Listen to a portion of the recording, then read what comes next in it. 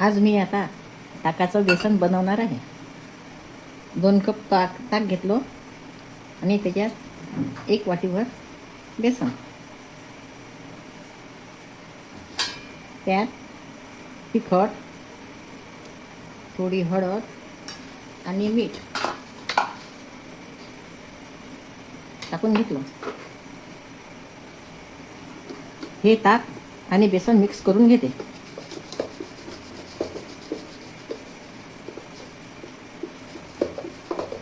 रवीने मिक्स केल्याने यात गाठी होत नाही. कढई तापल्यानंतर त्यात 2 पळी तेल टाकले.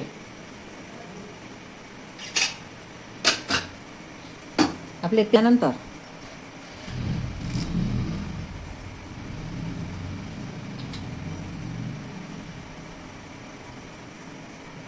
त्यात थोडी मेथी टाकायची, थोडी मोहरी टाकायची, थोडे जिरे, कढीपत्ता,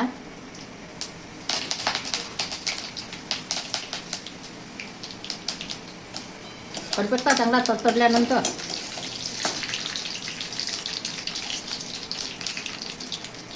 त्यात आलं, लसूण, मिरची, सांबार यांची पेस्ट घालायची.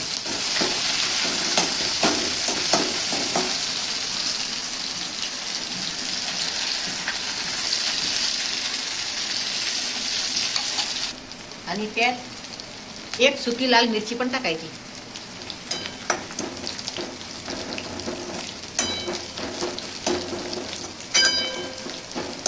लसूण जिऱ्याची पेस्ट लालसर झाल्यानंतर लगेच आपलं बेसन फोडणी घालायचं. मिक्स केलेलं सारण फोडणीत टाकायचं आणि एकसारखं हलवत राहायचं. त्यामुळे आपलं बेसन छान होते, नाहीतर ते असं फुटल्यासारखं होते.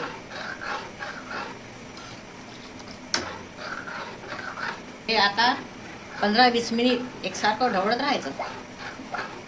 आपलं बेसन घट्ट व्हायला लागलं, चांगलं घट्ट झालं की मग आपला चमचा काढून घ्यायचा आणि छान वाफेवर शिजू द्यायचं.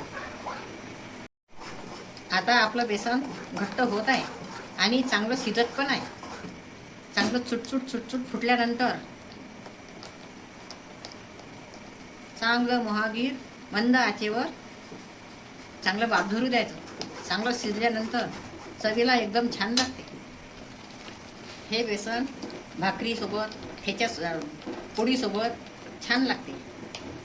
सोबत तोंडी लावायला ठेचा घ्यायचा, लोणची घ्यायची. छान. आता आपलं बेसन तयार झालं.